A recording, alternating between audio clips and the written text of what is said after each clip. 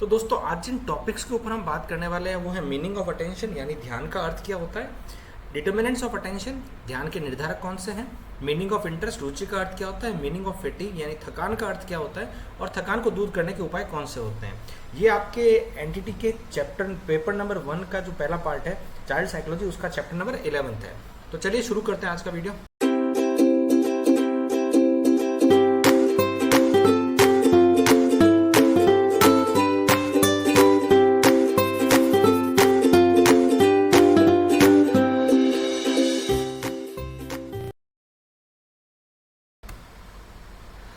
Hello दोस्तों, my self अभिषेक और मैं बीपीएस एकेडमी के इस चैनल पर आपका स्वागत करता हूँ। जैसा कि आप जानते हैं आज जिन टॉपिक्स के ऊपर हम बात करने वाले हैं वो है मीनिंग ऑफ अटेंशन यानी ध्यान का अर्थ क्या होता है, ध्यान के निर्धारक कौन से हैं यानी डिटर्मिनेंट्स ऑफ अटेंशन कौन कौन से, मीनिंग ऑफ इंटरेस्ट यानी रुचि का अर्थ क्या है, मीनिंग ऑफ फटीग यानी थकान का अर्थ क्या होता है और वे टू रिमूव फैटिग थकान को दूर करने के उपाय कौन कौन से होते हैं।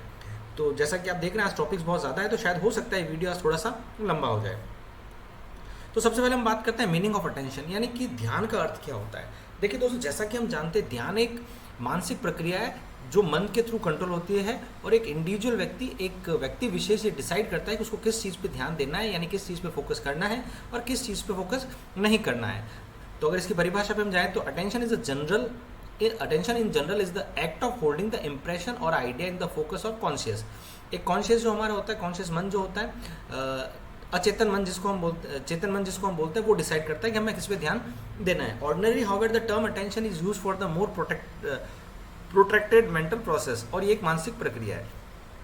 अब जैसे कि ध्यान एक सेलेक्टिव मानसिक प्रक्रिया है, दैट मीन्स कि एक पर्सन खुद डिसाइड करता है कि उसको किस पे ध्यान देना है या नहीं देना है। तो ये जो अटेंशन होता है ये काफ़ी चीज़ों पे निर्भर करता है और उन सारी कंडीशन को हमने दो पार्ट में डिवाइड किया। एक तो होता है एक्सटर्नल डिटर्मिनेंट्स या ऑब्जेक्टिव्स, दूसरा होता है इंटरनल डिटर्मिनेंट्स या सब्जेक्टिव डिटर्मिनेंट्स। अब सबसे पहले हम देखते हैं एक्सटर्नल डिटर्मिनेंट्स, वो कौन कौन से बाहरी कारण हैं जो हमारे ध्यान को प्रभावित कर सकते हैं।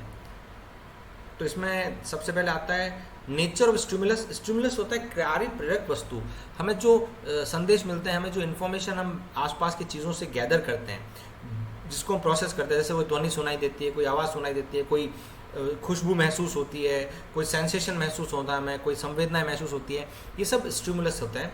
तो इनका नेचर कैसा है, वो स्टिमुलस स्ट्रॉन्ग है या वीक है, उसका नेचर कैसा है, वो ध्यान आपका भंग कर सकता है या नहीं कर सकता है। तो ये जो स्टिमुलस होता है ये भी आपके ध्यान को इफेक्ट करता है। दूसरा होता है इंटेंसिटी ऑफ स्टिमुलस, वो स्टिमुलस की जो तीव्रता है वो कितनी ज़्यादा है। ठीक है, तीव्रता अगर ज़्यादा है तो वो ऑब्वियसली आपके ध्यान को इफेक्ट करेगा। बहुत अगर आप बहुत ध्यान से पढ़ रहे हो और एकदम से कोई आवाज़ आए, धमाक या बहुत जोर का कोई आवाज़ आए तो ऑब्वियसली आपका ध्यान उस तरफ जाएगा। देन उसके बाद आता है साइज ऑफ स्टिमुलस, यानी कि जो स्टिमुलस है उसका साइज कितना बड़ा है। देखिए अगर अभी आप पढ़ाई कर रहे हो और आपके सामने से कोई चींटी निकले तो आप ध्यान नहीं देंगे क्योंकि वो आपके नज़र के सामने से निकल तो रही है पर उसकी साइज़ बहुत छोटी है तो आपको डिस्टर्ब नहीं करेगी। इसी तरह से अगर आप पढ़ाई कर रहे हो, सामने से कोई हाथी निकले, डायनासोर निकले तो हमारा ध्यान उसकी तरफ जाएगा और हमारा ध्यान टूटेगा। लोकेशन ऑफ द स्टिमुलस यानी स्टिमुलस की जगह कौन सी है।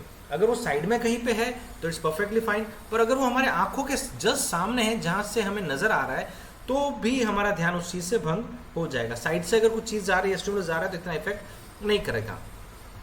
कॉन्ट्रास्ट ऑफ द स्टिमुलस, अब जो स्टिमुलस है उसका कॉन्ट्रास्ट कैसा है। अगर जैसे बहुत सारे लड़कों के बीच में एक लड़की खड़ी है तो वो अलग कॉन्ट्रास्ट है तो उसको आपका ध्यान आकर्षित करेगा ही करेगा। बहुत सारी लड़कियों के बीच में एक लड़का खड़ा है तो भी आपका ध्यान आकर्षित वो करेगा ही करेगा। उसके बाद अगला आता है चेंज ऑफ द स्टिमुलस, यानी कि स्टिमुलस के अंदर चेंज क्या है। अगर स्टिमुलस पहले एक जैसा था और फिर एकदम से उसमें चेंज आया है, कोई चीज़ धीरे चल रही है और अचानक से तेज चलने लग जाए, कोई चीज़ स्लो थी और अचानक से फास्ट चलने लग जाए, तो ये जो चेंज होता है वो भी आपके ध्यान को प्रभावित करता है। इसके बाद आता है आइसोलेशन। आइसोलेशन होता है अगर कोई अकेला भी बैठा है तो भी आपका ध्यान आकर्षित करेगा। एक मेला है, सब लोग एक जगह खड़े हैं पर एक कोई अकेला व्यक्ति कोई अकेले जगह बैठा है अकेला सा, तो वो भी आपका ध्यान आकर्षित करेगा ही करेगा। उसके बाद आता है ड्यूरेशन ऑफ स्टिमुलस, वो जो स्टिमुलस है, वो जो कार्यप्रयोग वस्तु है उसकी अवधि कितनी है। अगर एक थोड़े से टाइम के लिए वो आके चला गया तो शायद आपका ध्यान इतना प्रभावित नहीं करेगा, पर अगर वो है और वो कंटिन्यूसली रह रहा है आपके पास तो वो डेफिनेटली आपके ध्यान को प्रभावित करेगा ही करेगा।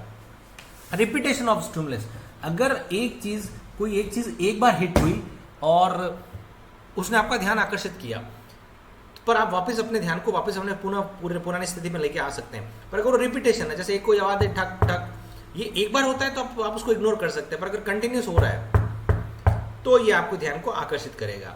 दूसरा है मूवमेंट। अगर कोई चीज़ हिल रही है, स्टैटिक चीज़ों पे जनरली हमारा ध्यान नहीं जाता है, सारी चीज़ अगर स्थिर है तो हमारा ध्यान नहीं जाएगा, पर अगर कोई चीज़ कंटिन्यूसली हिल रही है तो ये भी हमारे ध्यान को प्रभावित करेगा। तो ये वो सारे एक्सटर्नल फैक्टर्स थे जो आपके ध्यान को प्रभावित करते हैं। इसके बाद आता है इंटरनल डिटर्मिनेंट्स, यानी कि अंदरूनी चीज़ें जो आपके अंदर से ही आती है, जो आपके ध्यान को विचलित कर सकती हैं या हटा सकती हैं किसी चीज़ से। तो अगर इंटरनल डिटर्मिनेंट्स की बात करें तो इसमें आता है इंटरेस्ट, आप कोई काम कर रहे हो उसमें आपका रुचि है या नहीं, अगर रुचि नहीं है तो ऑब्वियसली ध्यान नहीं लगेगा। बेसिक ड्राइव आता है हमें, हमारी जो इंस्टिंक्ट होती है कुछ करने की, जैसे बेसिक ड्राइव में आता है हंगर, भूख लगी है, प्यास लगी है, सेक्स की डिज़ायर है, ये सारी चीज़ें वो नॉर्मली होता है। तो जब सेक्स को लेकर होता है तो अपोजिट सेक्स की तरफ इंटरनली हम आकर्षित हो जाते हैं। तो अगर लड़कियां खड़ी है तो एक लड़का कोई है, नवयुवक कोई है, तो उसका ध्यान उसकी तरफ जाना स्वाभाविक है। उसके बाद आता है मेंटल सेट। मेंटल सेट भी एक बहुत इंपॉर्टेंट है ध्यान के लिए, बहुत इंपॉर्टेंट डिटर्मिनेंट है।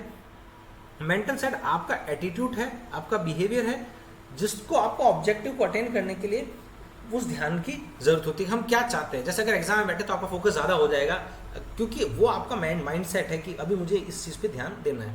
लक्ष्य, एम भी एक इंटरनल डिटर्मिनेंट है। अगर एम बहुत स्ट्रांग है, आपका क्लियर गोल है, तो आप उसकी तरफ बहुत फोकस होकर आगे बढ़ सकते हैं। एम आपका स्ट्रांग नहीं है तो उसकी तरफ फोकस इतना नहीं होंगे।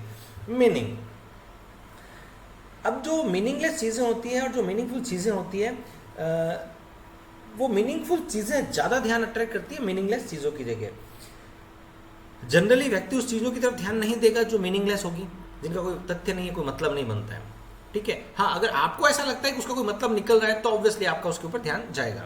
फिर इसके बाद आता है हैबिट, आदतें। एक आदत होना भी बहुत बड़ी चीज़ है। अगर आपका आदत कोई चीज़ को लेकर बन गई है तो वो भी आपके ध्यान को बार बार भटकाएगी।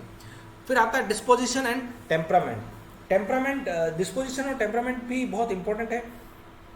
अगर कोई सपोज करे कोई व्यक्ति जो है वो स्पिरिचुअल भावना का है, धार्मिक प्रवृत्ति का व्यक्ति है, तो उसका ध्यान इन चीज़ों से हटकर उस चीज़ों पे लगेगा, यानी क्रिमिनल एक्टिविटी उसकी कम हो जाएगी, या उस गंदी चीज़ों की तरफ, गलत चीज़ों की तरफ उसका ध्यान कम जाएगा।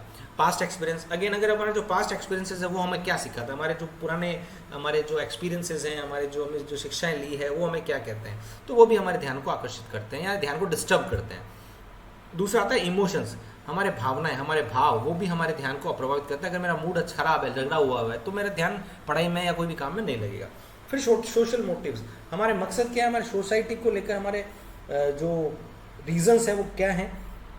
जैसे कि अगर आप सोसाइटी में एडवर्टाइज वगैरह देखते हो तो इतने बड़े होते हैं, इतने आपकी नज़रों के सामने होते हैं कि आपका ध्यान आकर्षित कर लेते हैं। तो जो सोशल मोटिव्स होता है वो भी कहीं ना कहीं ध्यान को प्रभावित करता है, और ये सारे इंटरनल डिटर्मिनेंट्स हैं।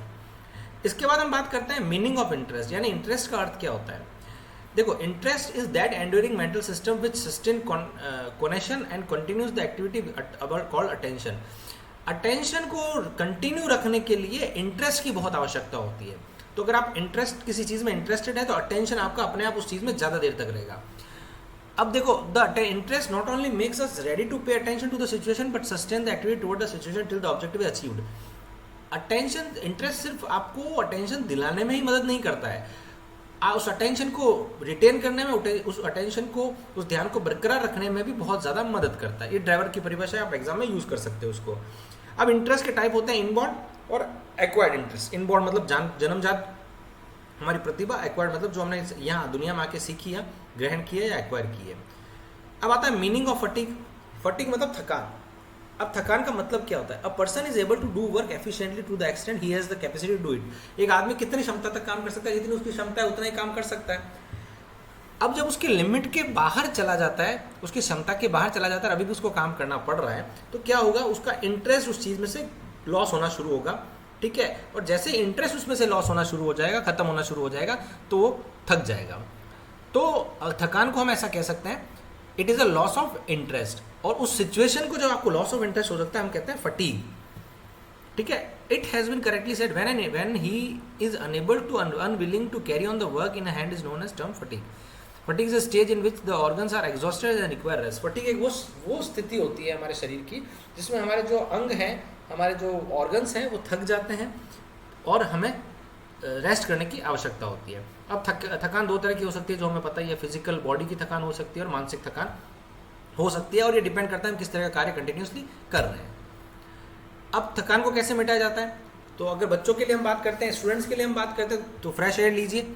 आप फ्रेश एयर ज़्यादा से ज़्यादा लीजिए, ऑक्सीजन ज़्यादा इनटेक कीजिए, उससे आपकी थकान मिटेगी। आराम से सोइए, रात को नींद आराम से लीजिए, प्रॉपर रेस्ट कीजिए, उससे भी आपकी थकान मिटेगी। न्यूट्रिटिव डाइट कीजिए, जो न्यूट्रिशन पोषक तत्वों वाला खाना होता है वो खाइए। चेंज इन वर्क, कंटिन्यूसली एक काम करने से अगर आप थक गए तो अपने काम में थोड़ा चेंज कीजिए, थोड़ा अपने रूटीन लाइफ में कुछ अलग कीजिए, जैसे एक्सरसाइज करना, जिम जाना, कोई स्पोर्ट्स खेलना, कुछ पेंटिंग करना, कोई म्यूजिक करना, कुछ थोड़ा अपने काम में चेंज कीजिए। जनरेशन ऑफ इंटरेस्ट, यानी कि जो इंटरेस्ट है उसको बढ़ावा दीजिए अपनी लाइफ के अंदर। ज़्यादा से ज़्यादा वो ऐसे काम करें जिसमें आपको मज़ा आए। आदतें बनाइए, काम करने की आदत बनाइए, जो कंटिन्यूसली आप काम करें उसमें इंटरेस्ट ढूंढिए। ऐसा कोई अरेंजमेंट कीजिए जिससे रिक्रिएशनल एक्टिविटी होती हो, जैसे कि कभी छुट्टियों में बाहर चले गए, दोस्तों के साथ समय व्यतीत कर लिया, और अपने काम को जल्दी से जल्दी खत्म करने की कोशिश कीजिए। तो इन चीज़ों से आप थकान से बच सकते हैं। थैंक यू वेरी मच दोस्तों, मेरे इस वीडियो को ढंग से सुनने के लिए। मुझे उम्मीद है कि आपको ये वीडियो पसंद आया होगा और उसमें आपको जितने भी मैंने बातें बताई है उसको आपको कुछ समझ में आई होगी और आपको एग्जाम में हेल्प होगी। अगर इस वीडियो से संबंधित कोई सवाल होता है तो आप नीचे कमेंट बॉक्स में मेरे को सवाल डाल के भेज सकते हैं और मैं अपना पूरा प्रयास करूँगा उसका आंसर देने की। So thank you very much once again for listening to me. Thank you.